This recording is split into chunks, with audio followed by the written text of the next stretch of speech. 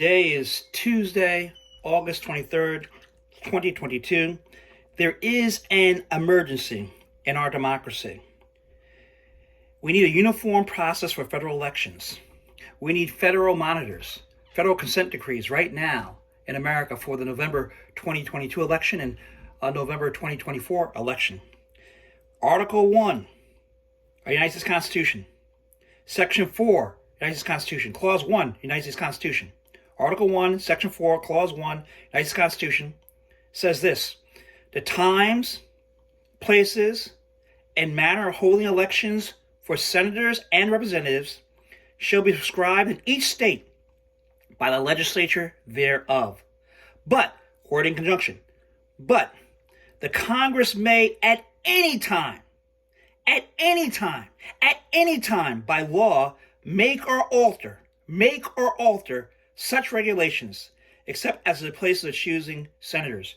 So when it comes to United States House of Representatives and United States Senate, Congress has that power to make sure that things are done properly, that people who have a right to vote can vote, and that the votes are counted.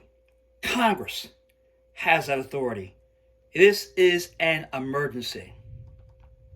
When you have these election judges that are going to people that don't believe basically in democracy, authoritarians, 2024 is going to be a mess. There is just a very well-developed and well-organized movement where Trump supporters are learning from his inability to overturn the election in 2020, and they are galvanizing themselves to leave nothing to chance in 2024. We've been warned. Hi again, everyone. It's 5 o'clock in the East. It is the big concern looming over the next presidential election in America. Will the ex-president and his supporters, should he run again and lose again, try again to overturn their loss? Now, having learned lots of lessons from their first failed coup attempt. There are right now laws passed by legislatures which suppress the vote, right? And in Georgia, the law that legislature can overturn the will of the people. Now, it's an issue right now, today, as we speak. America is the last great hope of all humankind, the greatest nation in the world. We are a democracy where everyone has a right to life, liberty, speed, and happiness. And everyone who is eligible to vote should vote and have that vote counted equally. This time with a rogues gallery of election deniers, conspiracy theorists, and insurrection enthusiasts aiding him in local and statewide election offices. Brand new reporting in the Washington Post shines a bright light on one facet of the efforts by the twice impeached ex-president's allies and supporters that could have grave implications for future elections: the sharing of sensitive information from election systems. Post writes this, quote, a series of data leaks and alleged breaches of local elections offices since 2020 has prompted criminal investigations and fueled concerns among some security experts that public disclosure of information collected from voting systems could be exploited by hackers and other people seeking to manipulate future elections. That is exactly what happened. According to records reviewed by the Post, attorneys working to overturn Trump's 2020 election defeat shared sensitive election system files with election deniers, conspiracy theorists, and far right-wing commentators. More from that report, quote, a Georgia computer forensics firm hired by the attorneys placed the files on a server where company records show they were downloaded dozens of times.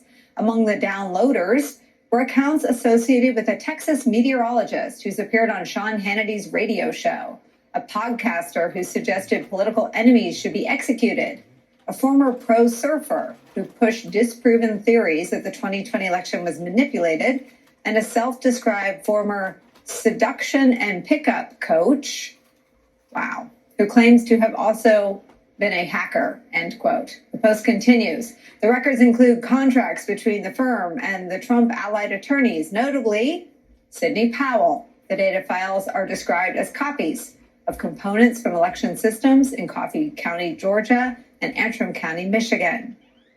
While we know that there was no successful widespread voter fraud in the 2020 election, we heard it back then from people like former Attorney General Bill Barr and Chris Krebs. We heard it again just yesterday from top Republican in the Senate, Mitch McConnell. We know that the threats to our elections remain a very real threat and a very salient concern to voters.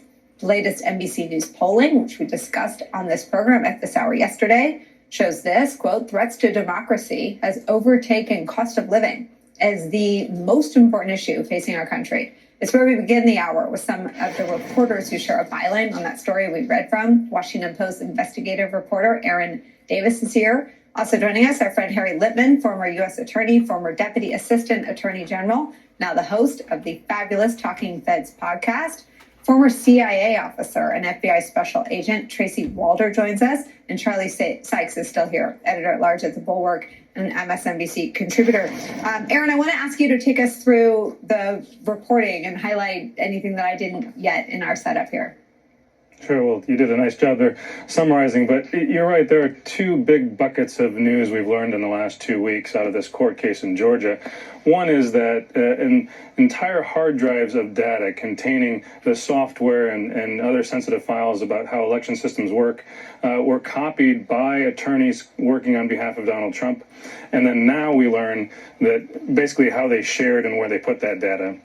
And it's a really remarkable set of documents that have just been turned over in that case to the plaintiffs and to the defendants.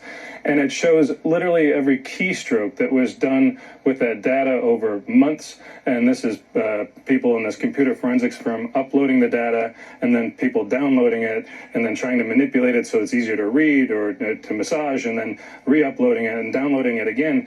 And it's a whole hodgepodge of people that really have no business having this data, particularly from Georgia, where there was no court case, no court authorization for this to be distributed. And you're right, a meteorologist, a former dating seduction coach, people who the Trump campaign and their advocates thought could be hackers or at least have enough computer expertise to look at this and to try to put out a narrative. And they now have it. And we are going to have a lot of tough questions asked going forward of how this could be used. We can say already that some of the bits and pieces of this information have shown up in symposiums and documentaries by like Mike Lindell of MyPillow. We can now begin to trace back where some of the bits and pieces of voting machine information has been out there, where this has been coming from over the last 2 years. Aaron, can you just explain for people what the data is? Is it the code? Is it the results? Is it personal information? Now, to a degree we can, to a degree we can't. And that is because it's almost being treated right now as stolen material. And so the plaintiffs in this case, and the plaintiffs in this case in Georgia, are good government folks, the Coalition for Good Governance, who say that Georgia needs to do more to protect the security of its election in November. And they're saying we want to be absolved by the judge before we go in and really dig through this data or have our experts do that. And the plaintiffs, or the defendants in this case, are the state of Georgia, who's being asked to do more about security. We can tell from the file names, from the particular even photographs of the laptops and the voting machines that were claimed to be copied, that this includes not only voting information from 2020, but as we understand it from experts we've talked to, this would include a type of information called object code that could be, you could write a cipher basically to then view the source code that runs some of the election systems that this was used for. Aaron, do you have any way of knowing or finding out, I guess, if this is also under investigation nationally, if it's part of a national effort? I mean, as you're saying, the genesis of what has been, of some of what has become public is this lawsuit in Georgia. But I imagine if Sidney Powell had her hands on this, she was spreading it through her national crazy network. Well, that's a really good question, and we've put out a couple calls about that, but don't have any answers yet. One interesting thing that you can tell because of the detail of this particular computer data is that, while it was being taken from Georgia and used and shared among people in Georgia, it was also being shared among, say, Doug Logan with the Cyber Ninjas working in the Arizona case, and being shared with lawyers working on the Antrim, Michigan case. And so there was multi-state sharing of this data by attorneys who were trying to maintain some kind of arm's length from the Trump campaign itself and make it appear as if these were individual efforts. So to tie this all up together, it clearly was being organized. There are contracts that show that, signed by Sidney Powell, signed by Jesse Banal, an attorney and outside counsel for the Trump campaign, authorizing this forensic work. And one of the almost laughable parts of the contracts that have turned up now is that, the computer forensics firm said, we trust that all of this information is stuff that you're licensed to use. And then later on, it's explaining this is county election system material we're going to be, evaluating and doing forensic analysis work on. So it is a national issue. And to your lead-in, you're right. I mean, so much of the post-2020 time period was people trying to look back and say what happened before, and was there problems about how the election was taking place. Here we're starting years before the next presidential election with a certain segment of the population bent on proving that there's problems with this software now have it, and we don't know how they could untangle it and use it to manipulate or sabotage future elections. That is the scariest thing I've heard said on this program in a long time. Tracy, what do you need Russian election meddlers for when you have Sidney Powell? That's my thoughts exactly. I know we're thinking about the impact that this has, but really we have just gave, Russian disinformation trolls the blueprint to how we conduct elections and how votes are counted here in the U.S. There was an excellent movie about a decade ago that came out called Hacking Democracy, and it was all about sort of what would happen. Yeah. And it was all about if, Americans got their hands on this. But I think really we know that Russians have been trying to infiltrate our elections and change the narrative now for at least the past 2 election cycles. And we just really handed it to them on a silver platter now. What do we do? I mean, how do we bring all of our intelligence assets to bear to protect our own country here? So I think truly the only thing that we can do, and I know that this sounds, a little grand, is we really need to change our election system now. We don't have any other choice, simply because now it's out there. The blueprint is out there. And so now we really need to work to develop a different type of election system. And I think that needs to be done almost at sort of a high national security level, because the reality is, the way that this was handled was not carefully. We're seeing this with Mar-a-Lago. We're seeing this here with, sensitive information, sometimes classified information, being mishandled by members of really the president's inner circle. And so I think we need some independent folks coming in and basically recreating our election systems, or we're just going to have to go to paper really at this point. Harry, we're talking about, I think around the clock, appropriately so, a president who was hands-on in squirreling away, stealing classified materials from the White House after he lost. After spending 4 years totally disinterested in the state secrets that were presented to him every morning in the form of the PDB. And yet, his lawyer, Sidney Powell, who was his chief election denier lawyer deep inside the Oval Office after that defeat, trying to overturn it, some reporting he wanted to appoint her a special counsel. She got her hands on what Aaron described as stolen material, stolen information, perhaps some coding and the inside information in our voting systems. Do you think that conduct is or should be under federal criminal sort of conspiracy kind of examination? I do, and I think it probably is, but as Tracy says, the barn door is really open. This is defined, Nicole, these county systems as part of the critical infrastructure of this country. And anyone who's ever experienced or been up close to it, I've done some litigation, it is no easy matter to somehow replicate. These are incredibly complicated, and now they have been compromised in 3 states. And how we can somehow unscramble the egg so that you can have security secure assurance of the election systems going forward is a very big puzzle. One other point, this really drives home the practical impact of something that Trump did attend to for the last several years, seating the state-level electors with Trump partisans. What happened here in Georgia? Some Trump partisan who's since been fired just gave this over with no court order at all. Remember, just last week when Liz Cheney lost, the Secretary of State elected in Wyoming is a rabid Trump partisan and election denier. This is exactly the kind of thing that can happen in the hands of people who care more about him than country and duty. You know, Charlie, we know that Trump doesn't have a lot of new moves. He doesn't do new things. He does the same thing over and over again as his needs, criminal, political, or whatnot. I don't know where you put Stormy Daniels. Let's just leave that in personal as his needs shift or move.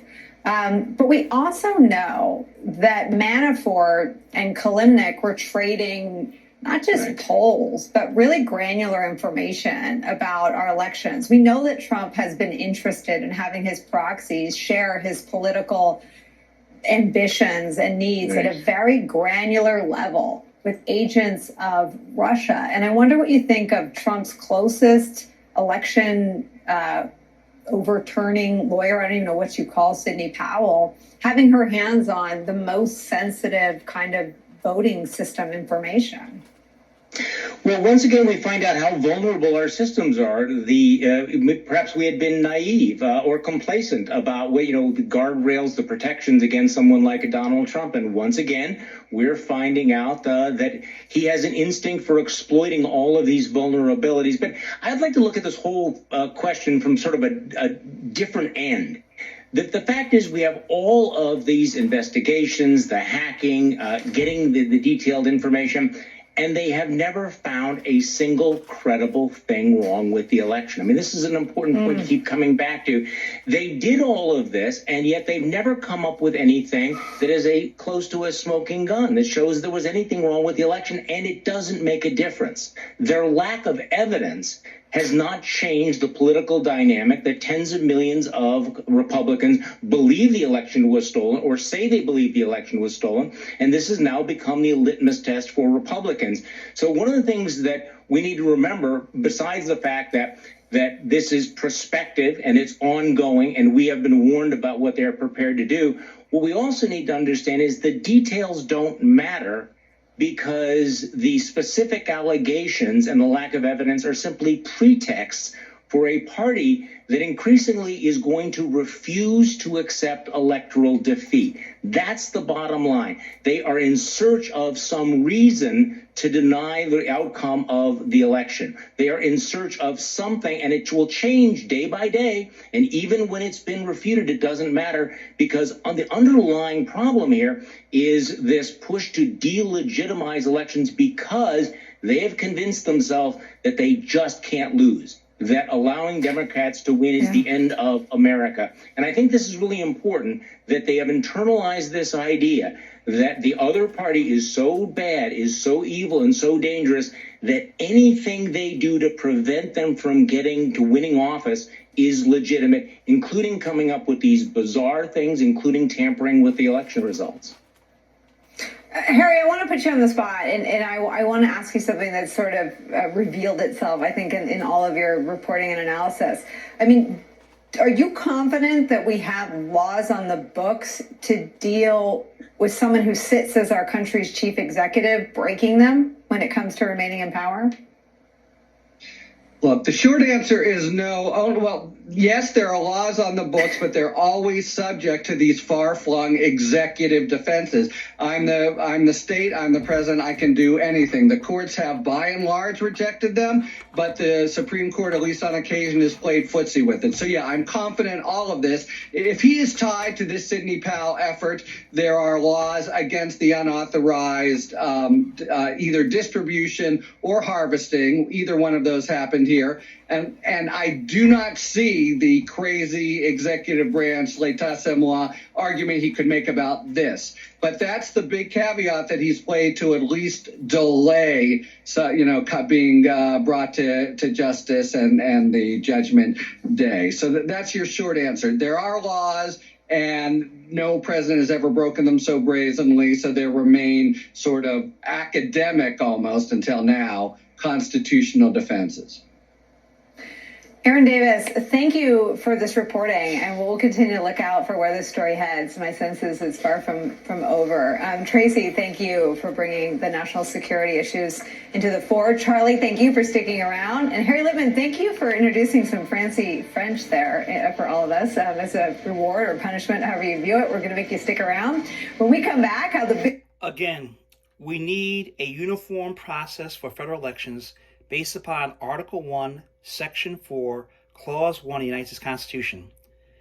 And it states, the times, places, and manner of holding elections for senators, representatives, shall be prescribed in each state by legislators thereof, but the Congress may at any time by law make or alter such regulations except as to the places of choosing senators. That means Congress has the power to determine how elections go with respect to United States House of Representatives and the United States senators. Okay? We need, under federal control, an independent, impartial, competent, nonpartisan federal tabulation commission of voting experts to count disputed votes and undisputed votes. We need automatic certification of winners and losers based upon the totals of undisputed votes and the disputed votes that have been resolved by the independent, impartial, nonpartisan commission of experts. One way to go, right? Again, it's only for what? House of Representatives, United States House of Representatives, as well as what? United States Senate. Why? Why do we need this, right? We need it because Congress has to respond to the racist and undemocratic Georgia bill that gives the state legislature what? The power to overturn elections? It's America. One person, one vote. Let's remember when America started back in 1776, right? Or let's go with the new Constitution, okay? Signed on September 17th, 1787, and went into effect in 1789, right? Women could not vote, right? People of color, slaves could not vote, right? What slavery is free labor. You work night and day and night, you get paid zero, right? That's slavery, free labor. And the big lie, original big lie, big sin lie of America, original big lie is what? People of color are inferior, right? That's a big lie, et cetera, et cetera, et cetera. So the slaves couldn't vote, right? And white women could not vote, all right? Black men got the right to vote, 15th Amendment. For a short period of time, there was fusion coalitions between white men and black men voting economics, not concerned about color, doing a great job of doing that. And then they brought in segregation to put it into that, right? Read the book, The Strange Career of Jim Crow on that, or listen to Dr. King's speech from March 25th, 1965, his Montgomery, Alabama voting rights speech. And then you have, I said white women were allowed to vote in 1920, right? Based upon the United States Constitution throughout the country. And then black women and black men in the South got the right to vote on August 6, 1965, with the 1965 Voting Rights Act. What's my point?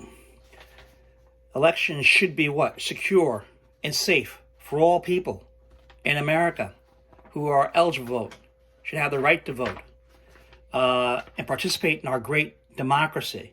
Again, Article 1, Section 4, and Clause 1 of the United States Constitution. Time, places, and manner of holding elections for senators and representatives shall be prescribed in each state by legislature thereof, but, court in conjunction, but the Congress may.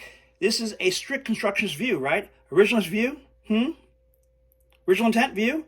But the Congress may at any time by law make or alter such regulations except as the place of choosing senators. When it comes to House of Representatives and it comes to the United States Senate, Congress can determine the time, places, and manner of holding those elections, how it's done, to make sure that we safeguard our elections. So based upon a strict constructionist view, original intent view, originalist view of the concept, a bedrock view, right? Which I call the Flintstone view. Wilma, bedrock view, right? As opposed to the living doctrine view, which I call the George Jetson view, right? Living doctrine view says that things change over time, right? Based upon strict constructionist view, originalists, hey, Congress has that power, and we need Congress to act now in order to protect our democracy. And whoever wins, wins. If they have a red hat and they win, God bless them. If they don't, God bless them. It's America, okay? And the way we resolve problems is by what? Voting, the court system, not in the streets. We do not use violence. Unacceptable. We are a nation of laws, not men. Nation of laws. And we all must abide by this great Constitution that the Lord has prepared for each and every one of us. God bless you. God keep you.